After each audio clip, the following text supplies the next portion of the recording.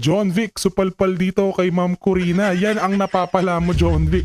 Kapag kasi ito kasi si John Vic, mga kaibigan, nagpapakita ng parang intention na humabol na pagkapangulo dito sa darating na 2028 election. Samantala, ito si Ma'am Corina, nakikita yung butas dito nga dito sa ni John Vic sa mga patutsada niya at nasupalpal patuloy dito kay Ma'am Corina si John Vic. O, panoorin natin ito mga kaibigan. O. So meaning, ang tao pipili, ang inyong prediction, ang tao pipili between admin candidate and Duterte candidate or Duterte herself. Or Oo. more of good versus evil, corrupt versus clean. Ganon? I think so. I think that would be the choice. Okay. So, hindi ko natatanungin sa inyo kung sino yung corrupt, sino yung clean. Well, yeah, it's not. It's for the people to Okay. see. So, are you running for president? Oh, that's see. Sabi mo nga siya masyado maaga, tapos ako tatanong mo. Okay. Well, John Vic, Sabi kung mo, makapagsalita political It's okay. strategy. kung makapagsalita itong si John Vic ng clean versus evil, corrupt versus clean, good versus evil, corrupt versus clean. Hoy John Vic, baka nakakalimutan mo, pagmamayari nyo yung pinakamalaking pogo dyan sa Cavite. Kayo ng Remulla Brothers. Kung makapagsalita ka na hindi ka na malinis ka at hindi ka kurakot, akala mo santo ka na, John Vic. Direct na naman tayo dito sa naging ni Prof. Malutikia regarding nga po dito sa magandang political strategy ni VP Sara at pagsagot niya po laban nga po dito sa mga kumakalaban dito kay VP Sara. Panoorin natin. At kung ikukumpara mo naman, Prof, as si Jade po ito ulit, kay Pangulong Bongbong Marcos Jr., si Vice President Sara Duterte ay naoobserbahan, napapansin natin yung pag-iikot nga, hindi lamang sa labas ng bansa, kundi sa, mismo dito sa ating bansa. At alam niya mismo yung pulso ng ating bayan. Oo, alam mo, malaking bagay yan sa isang national leader. Siguro sa local, hindi masyado. Kasi ang inaalam mo yung ano nangyayari sa barangay. Pero ito, yung mga lugar na hindi pinupuntahan niya. So sa kanya, hindi porke malayo ka, iilan lang ang botante dyan, hindi ko na pupuntahan. Iba nga ang molde, iba ang mold ng Inday Sara. Kaya napakahirap sa mga politiko na tatamad-tamad ang maintindihan siya. On the other hand, napakahirap sa isang politiko na masipag at mahal ang kanilang constituent na hindi mo kakargahin si Inday Sara dahil wala namang kayong pinagkaiba. Prof, pahabol ko lang, Prof. Sino po or meron po bang dapat na criteria kinakikita na dapat na maging katandem ni Vice President Sara para solido po pagdating sa 2028? Alam mo, maraming mga pangalan na, kita mo biglang naglabasan na ngayon ang mga pangalan. Sabi ko, ang bilis naman yan. Sa tingin ko, critical ang Luzon. Strategically, in terms of votes, 54% ang Luzon. Kaya mo ba kung Mindanao at Visayas ka? Pwede, pero sisikuhan pa kayo sa Visayas. Central Visayas pwede. So, siguro kailangan yung magiging vice-presidente niya, kino-complement siya. May bata si Inday, siguro yung vice-presidente pwedeng mas may experience sa kanya. May sariling natural group.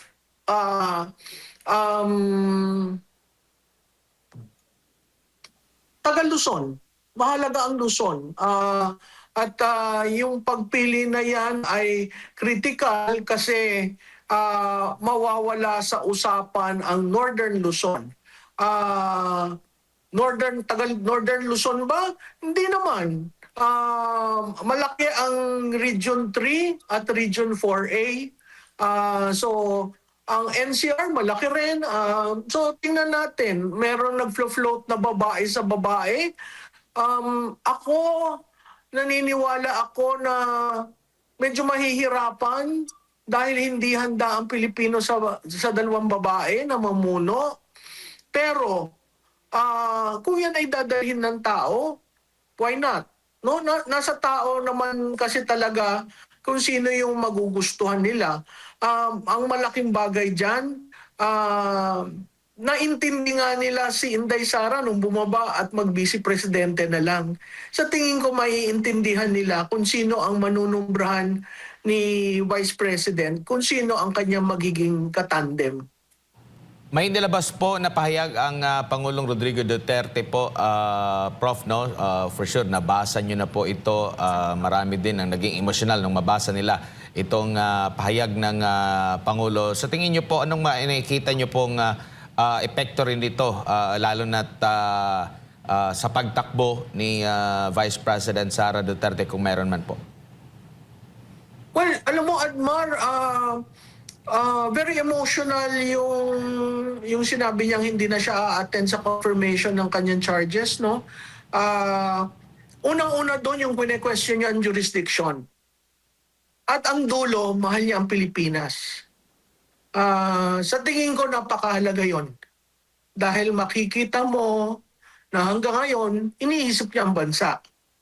At makikita mo na hanggang ngayon, kung nandun siya dahil sa extrajudicial killing, na sinabi rin niya dyan sa sinabi niya na wala siyang ginawang ganon at parte ng programa, makikita mo na ang Duterte gagawin ang kailangan masaayos lang ang bansa.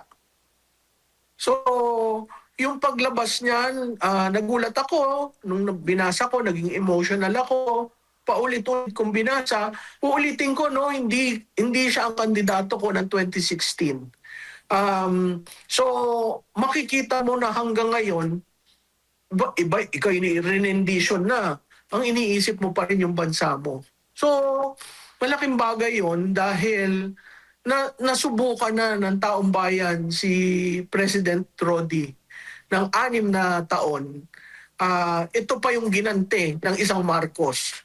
So, may kabuuan niyang mga yan. At sa tingin ko, pagdating ng 2028, makikita natin overwhelmingly ang impact niyang mga ginagawa nila. Opo. Prof, ngayon, ay siyempre marami nakikita natin, sabi mo nga kanina, may mukha na. Yung taong bayan, may direksyon na, may signal na doon sa mga pro-Duterte na ito na nga ay tatakbo si Vice President Sara Duterte. Papaano naman po doon sa proseso ng ating halalan? Dapat ba ngayon pa lang ay paghandaan na po ito ng Commission on Elections? Lalo na't marami po ang nagdududa noong mga nakaraang eleksyon. Oo, nako Jade, yan ang problemang isa pa. Meron nga akong kausap, ang sabi, anong gagawin natin kay Chairman Garcia? Sabi ko, wala, inaandyan siya, may term siya, di ba? Sa tingin ko, mag-expire yung term niya several days before the election. So kailangan paghandaan. At kailangan ayusin. Nakita nyo naman sila doon sa paghahanda sa BARM election. Di ba? So kailangan ayusin. Hindi naman pwede ang COMELEC na nung tutulog pag walang eleksyon, pag dating sa eleksyon, doon lamang gagalaw. So kailangan ayusin yung voters list, kailangan ayusin yung problema na nangyari noong 2025. Diba? Maraming bagay eh. At dito sa hanay siguro ng mga supporters ni Duterte, kailangan magsama-sama, lalo na yung may mga tech know-how, kung paano babantayan ang boto. Ganitong kaaga, kailangan planuhin yan. Opo, lalo na't may pahayag po ang palasyo. Good luck. Sa tingin po ninyo, bakit ganun ka-confident ang administrasyon patungkol nga po dito o kaugnay nga dito sa deklarasyon ng Vice Presidente tatakbo sa pagkapangulo? Alam mo, Jade, yung good luck, maraming ibig sabihin yan eh. Good luck na, naku, siya na, di ba? Hindi nagpakita ng takot. Good luck na nasa amin ang makinarya, nasa amin ang pondo. Good luck na anong bati ko sasabihin mo kay Vice Presidente.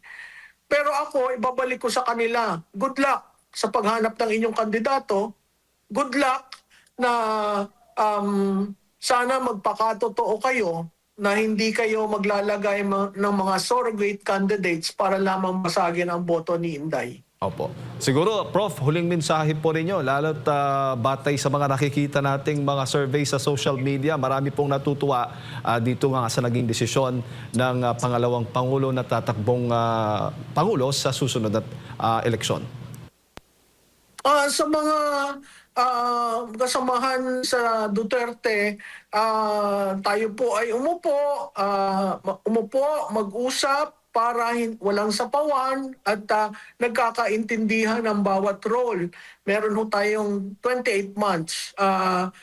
Dapat ang deklarasyon December 2026 pero napaaga. Gamitin po natin yung panahon para ayusin ang ating mga grupo. Sa mga politiko, uulitin ko, ang 2028 is an anti-incumbency campaign. Kung ikaw ay incumbent at ikaw ay kumamal ng daming pondo at binulsa mo yan, maasahan ho nyo, sisipain kayo ng botante. Pangatlo, dun sa tunay na nagseserbisyo, tindigan nyo lang ho yung inyong serbisyo. At ang Pilipino naman ho, marunong tumingin sa tunay na serbisyo. At pang-apat, dun sa administrasyon, sana tigilin nyo yung si undersecretary nyo. Siya ang nagkokos ng pagbaba ng Pangulo. Hindi press officer ang bumabatikos politically.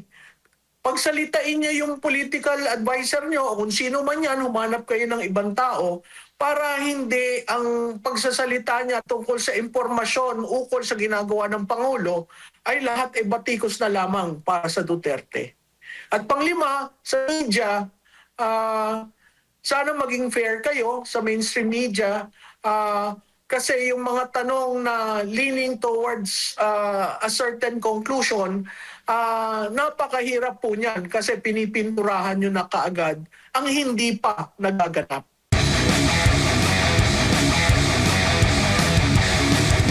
Naniniwala ako na ngayon may tumindig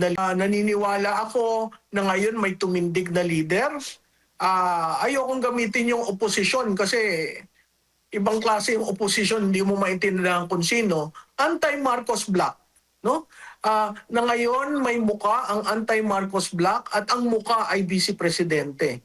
Kung ikaw ay may gustong sabihin, kung ikaw ay may alam sa mga nangyari dito sa flood control project, hindi lang yan. Sa PDIC, sa PhilHealth, lahat. Nandyan si vice presidente. So ngayon may muka at may leader.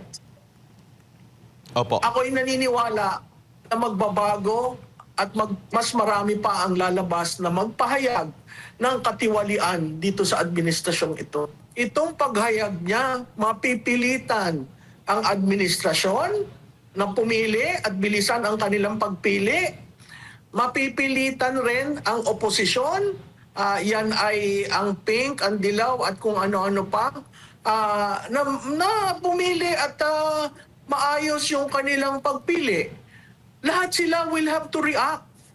Kaya yun nga ang kagandahan ng pahayag ni Inday.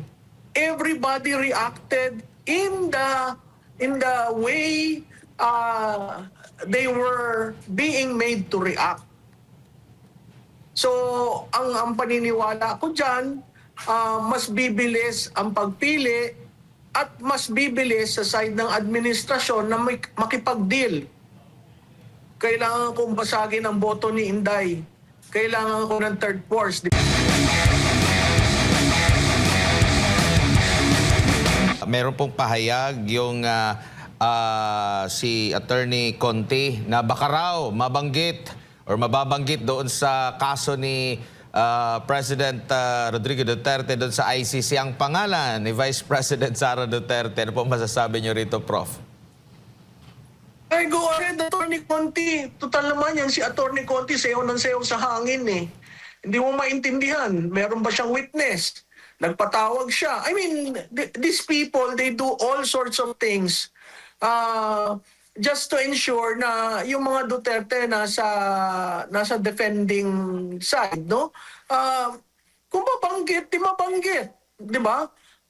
And let the facts bear that out. Kasi yung sinasabi niya, involved rin daw. Paano naging involved? Hindi naman siya nasa national. Kung sa Davao, nasa ng preba nyo. Alam mo, madaling mag-akusa eh. Ang pag-aakusa eh, 5-5, no? 10-5. Akusa ka ng akusa. Pagdating sa facts, babagsak. Bakit ka nag-aakusa? Kasi mahina yung facts mo. Kasi kung malakas yung facts mo, hindi ka mag-aakusa. Hintayin mo na lang yung hearing to present the facts. So kay Atty. Conti, kung gusto niyong isama niyo na lahat. Opo. Dito naman po sa mga posibleng dadami pa ba yung magsasalita laban dito sa kasulukuyang pamumuno po, Prof, after nitong deklarasyon po ni Vice President Sara Duterte, kasi nakita naman natin yung mga nagsasalita, lalo na pag sa government po, alam natin yung nangyayari sa kanila. Yung mga mensahero mismo, yung inaatake, hindi yung mga argumento, mga sinasabi pong mga aligasyon. Prof. Alam mo, Admar, tama ka, no? Magsasalita ba? Ako'y naniniwala na ang pahayag ni Vice Presidente Inday ay magpapalakas ng kanilang loob. Naniniwala ako na ngayon may tumindig na leader. Ayokong gamitin yung oposisyon kasi ibang klase yung oposisyon, hindi mo maintindihan kung sino. Anti-Marcos Bloc, no? Na ngayon may muka ang anti-Marcos Bloc at ang muka ay Vice Presidente. Kung ikaw ay may gustong sabihin, kung ikaw ay may alam sa mga nangyari dito sa flood control project, hindi lang yan, sa PDIC, sa PhilHealth, lahat. Nandyan si Vice Presidente. So ngayon may muka at may leader. Opo. Ako'y naniniwala na magbabago at mas marami pa ang lalabas na magpahayag ng katiwalian dito sa administrasyong ito. Prof, nabanggit mo yung opposition na di mo malaman kung opposition ba talaga o hindi. Nakikita nyo rin po ba na dapat na rin silang maglabas or sabayan kung sino man yung kanilang magiging pambato laban dito kay Vice President Sara Duterte? O hanggang sa kasalukuyan, nakikita nyo rin na pahirapan din sa kanila yung paghahanap kung sino man, kasi parang patuloy pa yata yung panawagan na magkaroon ng pagkakaisa kuno sa oposisyon. Adman, maganda yung tanong mo. Itong paghayag niya, mapipilitan ang administrasyon na pumili at bilisan ang kanilang pagpili. Mapipilitan rin ang oposisyon. Yan ay ang pink, ang dilaw at kung ano-ano pa. Na pumili at maayos yung kanilang pagpili. Lahat sila will have to react. Kaya yun nga ang kagandahan ng pahayag ni Inday. Everybody reacted in the way they were being made to react. So ang paniniwala ko dyan, mas bibilis ang pagpili at mas bibilis sa side ng administrasyon na makipag-deal. Kailangan kong basagin ang boto ni Inday. Kailangan ko ng third force. Di ba may puti na nga nag-declare ng third force. Hindi ko lang nga masabi. Ang galing-galing naman ng puting yun. Alam ang Pilipinas, no? So may third force, may fourth force. At pag titingnan mo ang kasaysayan sa presidential politics, marami usually kandidatong tumatakbo. Tapos sa dulo ng hihina, bumibitaw. Yung iba dyan, namimera, diba? Nagpa-fundraising. Yung iba, talagang na-accept nila yung reality na wala sa kanila ang tao. So mapapaaga lahat ito. Huwag kang maniwala na, ay, ang aga-aga niyan. Hindi, ngayon pa lang, pustahan tayo, may nagmi-meeting na para sa 2028. Opo, and Kagabi, palita ko may nag-meeting tungkol sa 2028 dahil sa announcement niya. nako. Pero wala pa kayo sa kasalukuyan na mga lumilitaw na pangalan na magiging mabigat na katunggali ni Vice President Sara Duterte. Nandun na yung sinasabing kahandaan ni Senadora Risa, si VP Leni, at iba pang mga pangalan. Ito bang mga pangalan na ito na lumilitaw kayang matapatan sa kasalukuyan itong si VP Sara? Mahihirapan. Dahil hindi naman sila nag-undergo ng ganun demolition at mag-undergo ng ganun demolition eh. Malilinis yung mga yan. Hindi, di ba? Yun nga ang isa, pinackage na parang santo. So, ang tingin ko, mahihirapan ring humayag. Dahil, ganun pa rin, usapin ng makinarya, usapin ng pondo, ang mahihirapan mamili ng kandidato ay yung administrasyon. Kandidato kasi nasa kanila yung pondo at makinarya. Pero babalik ulit tayo sa kasaysayan. Yung bang may pondo, yung bang may makinarya, nananalo ng eleksyon. Kaya balik-balik tayo na sa kasaysayan. Yung sinasabi nila, maaga pa yan. Tingnan mo nangyari kay Binay, tingnan mo nangyari kay Villar. Oo, given yon. Pero iba namang circumstance si Inday Sara. Opo, napag-uusapan po ito po, Prof. Sapat na ba yung naging experience at naging katatagan ni Vice President Sara Duterte sa nakalipas na mga taon na siya talaga ay tinuligsa, binato ng putik sa natitirang taon ng termino na makaka-injure ulit siya? Alam mo, yung pagtuligsa, yung putik, sapat na ba? Sobra-sobra nga eh, no? Doon sa tanong mo, makaka-endure ba siya? Ako'y naniniwala na kakayanin niya. Doon sa maagang pagtapon ng putik yan, at yun ay parte na rin lang ng pagdating ng kampanya na itapon na. Ano pa ba namang itatapon? Opo. Diba? Usually sa kampanya nagkakaroon ng krisis dahil biglang all of a sudden may ganito, may ganyan. Ngayon, meron kang 10 months ng 2026, meron kang 12 months ng 2027, at meron kang 6 months ng 2028. Mamili kayo. Opo, huli na lang po, Prof. Doon po sa mga maaring magtanong o hindi Duterte at magtatanong, ano bang may pagmamalaki niyang si VP Sara Duterte? Baka dahil lang sa kanyang apelido at ano ba ang naging performance niya? VP lang siya. Ano ba ang naging performance niya? Or may higit pang dapat malaman yung mga hindi pa nakakaalam po, Prof, tungkol po kay Vice President Sara? Well, Admar, kailangan lamang na ulitin kung ano yung programang ginawa niya sa DepEd. Ang isang natatandaan ko dyan, siya ang nagbigay ng less administrative load sa teachers. Nagbigay siya ng 30-day vacation sa DepEd dyan, no? Napuntahan niya ang last mile schools at nasa ayos niya yan. Sa pagiging vice-presidente, kahit lumiit yung pondo niya, ano ang tumatak sa akin? Pag may bagyo, nandun siya.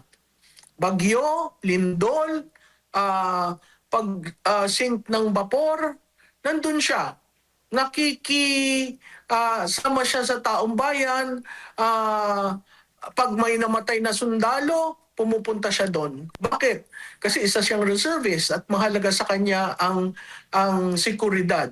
So kung sasabihin mo, wala namang nagawa yan, vice-presidente lang. Alam po nyo, ang role ng vice-presidente ay spare tire. Nandun sa tao, sa katauhan ng vice-presidente, kung paano niya gagawing meaningful at effective ang kanyang tungkulin. Hindi siya tumigil. Hindi siya nalugmok nung siya'y dinemolish at dinedemolish. Bagkus, pumupunta siya sa taong bayan. Ngayon, dun sa batikos na, parati naman siyang travel ng travel. Kaya kung ang tatay niyo'y dinala sa isang foreign country na against sa will nung tao, hindi ba kailangan nandun ka rin? Hindi ba pagiging pamilyang Pilipino yung tutulungan mo ang tatay mo, sisiguraduhin mo okay siya? So, kung titingnan mo, susumatotalin mo ang nagawa ni Vice Presidente, mas markado pa nga kisa sa presidente hindi mo maintindihan kung saan siya talaga.